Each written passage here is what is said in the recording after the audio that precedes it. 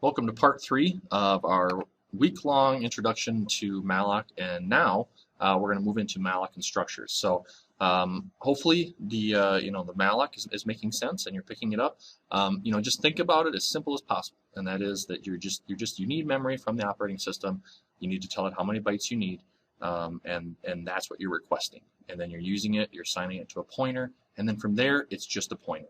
Okay, so Malloc is really just try not to overcomplicate it because it's not too complicated.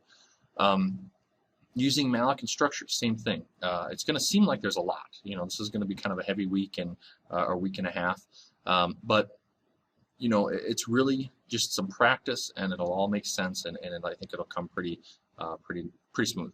But again, we got a lot to cover here in order to make it make sense. So hopefully, a 20 to 30 minute lecture video. I'll try to keep it short, but every time I say that, I always bust the time. So it's like quoting a project in the real world. I've learned over the years as a contractor that my most accurate quotes are usually the time that I come up with, what my gut's telling me, and then double it. And that's kind of what I'm doing to you guys.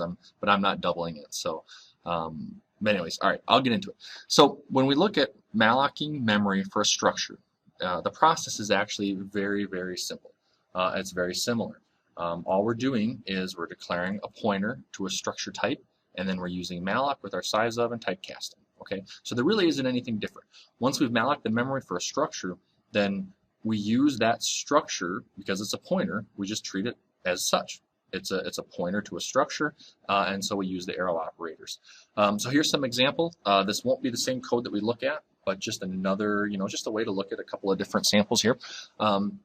Here you can see we have our malloc call, and we have our size of call. The argument, what we use for size of, is struct card. Okay, when we declare a variable, a structure type variable, we use struct card. When we want to make that a pointer, we use struct card and include the asterisk. Okay, struct is the keyword, card is the name, it's the identifier tag, so it's the name of the structure that we've created. So that's what we provide here, struct and card. So struct and then whatever the identifier tag for the structure that we want to get the size of. Typecasting, same thing. Okay, remember what I've been saying is that you can just use this value here. So we can do the same thing. We can typecast that malloc call using struct card and then our asterisk. Okay, so we're saying take this void pointer that you're returning to me, and I'm going to use that memory for a struct card. Once we have, get rid of some of this clutter here. Once we have that pointer, that memory address, then we use, because this is a pointer, we use our arrow operator. Remember with structures, these are our members, and how we access, there's two ways we can access members. We can use the dot operator and the arrow operator. We use the arrow operator with pointers. This is what we have. Remember, every time we use malloc or calloc, we have a pointer. When we don't use a pointer, when this variable is not a pointer, then we use the dot operator. Okay, so everything we use when we use these structures, having malloc memory for it, we use the arrow operator. Let's see, a couple things here that are not included in this code. Okay, don't forget to check for null. And my penmanship is really bad. It's not just the fact that I'm trying to write on a tablet. And we also, when we're done, we need to free. Okay, so don't forget those two important steps when working with malloc and those pointers. So let's see, there's free, and there'll be some practice we'll talk about. In the slide deck, I include a slide for realloc, but we're not going to talk about it. We're not going to use it. So it's just there for reference. Don't worry about it, though. I won't ask you any questions or anything about it. Practice lab, so these will be the practice labs if you're interested. Go through these programs. You can submit the code to me at any point in time. I would love to take a look at it and help you work through any troubles that you're having. I try to make these practice labs, especially as we move into some of the more complicated topics, I make them a lot closer to the lab itself. So if you'd like some feedback from me, please go through this and write the program and send it to me. How you write the program, you can try to condense it all into one program. You can do it in multiple. It doesn't matter to me, as long as I got code to look at. Okay, so let's go look at some actual code. We're going to go back to that same file. So structures and malloc.c, that's the file that I've uploaded. And What I've done with it is it's kind of a large file because there's a lot of sample code in here, and I just went through and commented out the portions that produce output. So any of the printfs or the puts for the most part, I went ahead and tried to capture all those and comment them out. That way you have all the code. We've talked about all this code, but it's not generating a whole bunch of output to clutter up our terminal window. What we're going to look at here in particular then are these, the structure and these two functions. Okay, right off the bat, okay, so just as a refresher, I guess, how do we declare a structure? Well, we declare it outside of main, and we use the struct keyword. This is our identifier tag, so whatever we want to call this structure. Our members then are defined inside of these curly brackets, and then the closing curly bracket is ending with a semicolon. Okay, with these members, we don't initialize them to anything, we just declare them. Okay, so if we're declaring an array, we have to declare the size. If we're declaring primitives, we just declare what we want that member to be named. So it's like declaring a variable. We'll look at pointers here in a second as just a refresher. We'll declare some char pointers or some strings. Here are two functions then, print employee 2 and print employee, and we'll look at those as well. And you can see that these are the arguments, one argument, and it's just how we use struct. Excuse me, just lost my train of thought. It's how we'll pass struct types as arguments. And let me just double check some code here because I'm pretty sure we already talked about that.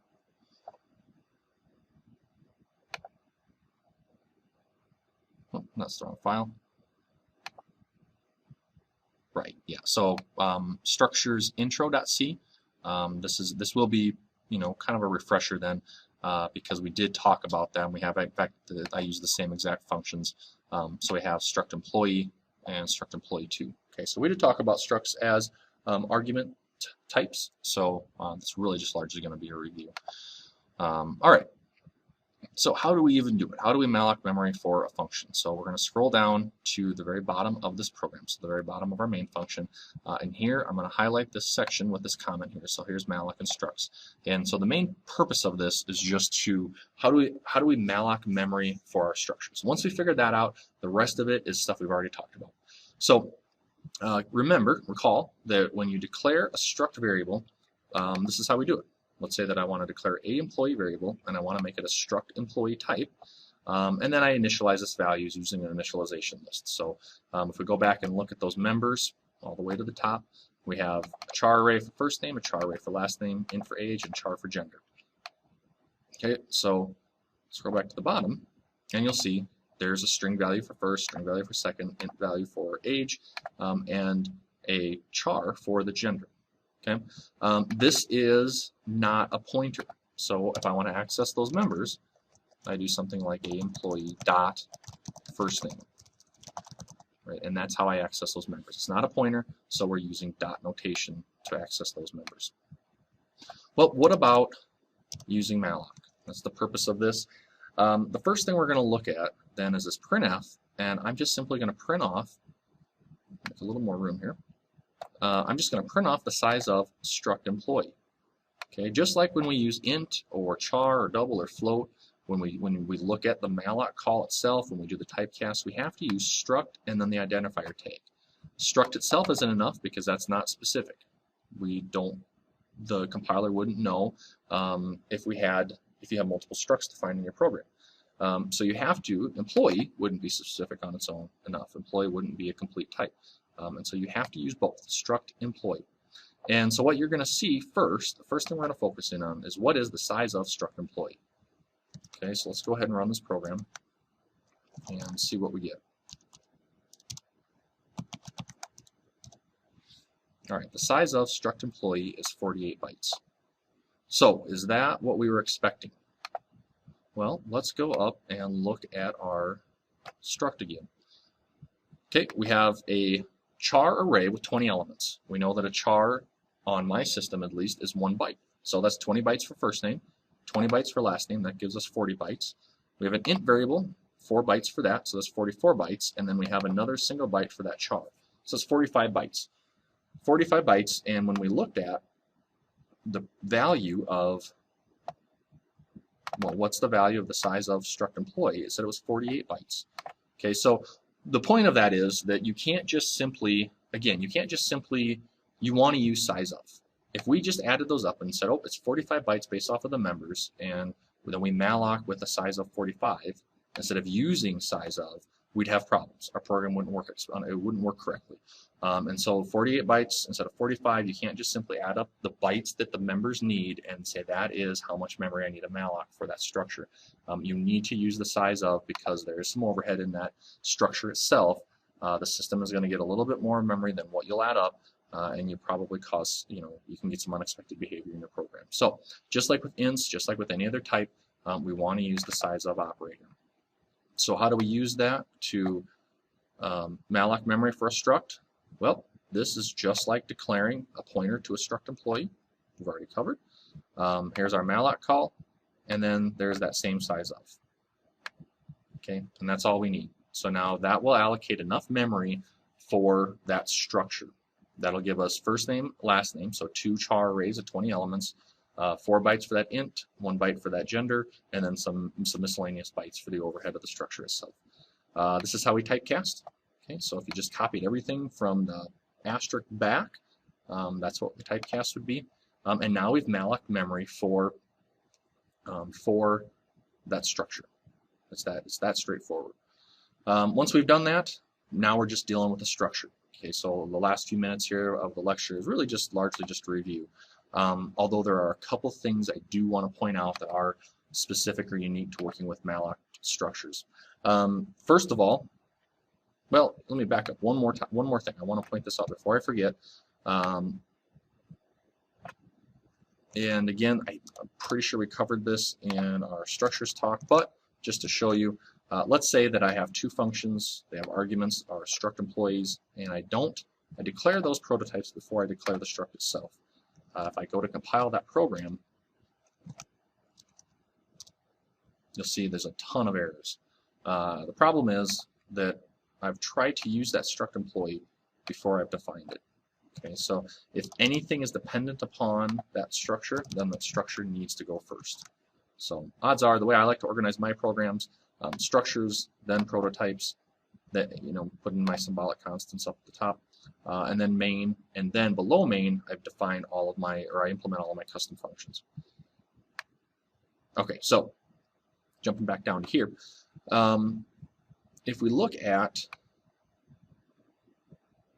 let's see, go back to that structure. Okay, we have first name, last name, age, and gender. Right, first and last name are char arrays. So if I want to access those members, this struct's an employee. So all I need to do is use the arrow operator. If I try to do something like this, okay, we covered this in the structures lecture, this is going to generate an error. Let me clear the screen here, clear the console. Okay, an error, incompatible types when assigning. So remember with that, we can't do that. If we want to assign a string value to an array, a char array, then we need to use our string copy. So what we're doing here then is I'm going to assign the value of Fred to the first name member, which is our char array, and I'm using string copy. So the format, 2 arguments, okay, where do we want the data to go, and what data do we want to put there? Okay, so now I compile, that compiles clean, and we can run the program, and you can see I just printed off the name Fred. So I just printed off that first name member. And you can do that with the puts. Puts just adds a new line. Again, this is a pointer, so we use the arrow operator.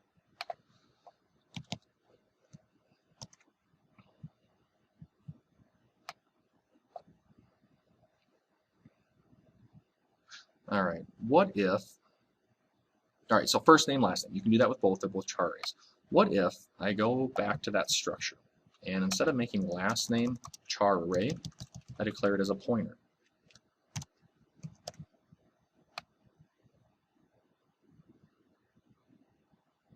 Okay, if you go think back to our lectures on strings, we could do something like this. We could say char, string 1 equals blue. Right? We can assign a string literal to a string pointer, and that'd be no problem.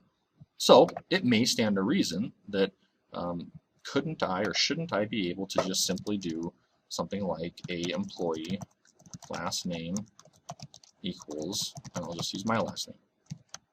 You would think it would. So let's see what we get when we try to compile that. Oh, we get code to run. So this is struct employee and last name. Okay, so there's no problems there. Give me 1 second here. I gotta pause. Okay, sorry for that interruption. So what I changed was, if I change that member to a char pointer, I can still access that member through the arrow operator and then assign it a string literal value. If I go ahead and try to print that last name, okay, we'll use that on line 112. We'll print it. You'll see that there's no errors with that. So it compiles and it runs, and there's the printing of my last name. We're to the point in the program now where I'm prompting for a last name. So let's just say I type that in. I'll put in 2 just to show that it's different, and I get a segfault. What did I do in my code? Well, inside this code, you can see that I have scanf using %s. So that's just how we try to capture a string value using scanf. Remember the limitations of scanf. That's why we've introduced and used both scanf and fgets. And I provide a employee last name. Okay, we don't need the address operator because this is a pointer. But when I do this, this is when I get the segmentation fault. So as you probably guessed, the code above it is the fix for it. And so what happens when we assign this, this is a legal thing to do. This is legitimate. This works. This doesn't generate any errors because at the point in time that we create that string pointer, that char pointer, the program, C itself, the runtime, will make sure that that value gets stored in memory. When we change here, what happens is that it's not being treated the same way. This pointer doesn't have a memory address yet. And so here it gets taken care of. Okay, when we declared those strings, we never had to worry about mallocing memory for it. Remember, it just worked. But here, that's different because scanf needs a memory address. It needs to know where it can store that value. And so what happens is we actually need to malloc memory for that member as well. Okay, so this is what we're doing here. And I'm going to say that's a char pointer. So size of char, and I had those be 20 element arrays. So this will give us the same amount of bytes, so 20 bytes for that value. And now when I run this program, it's going to work. And you'll see that it'll prompt me to enter my last name, it'll prompt me to enter my age, and then we'll print the last name again, and we'll print the age.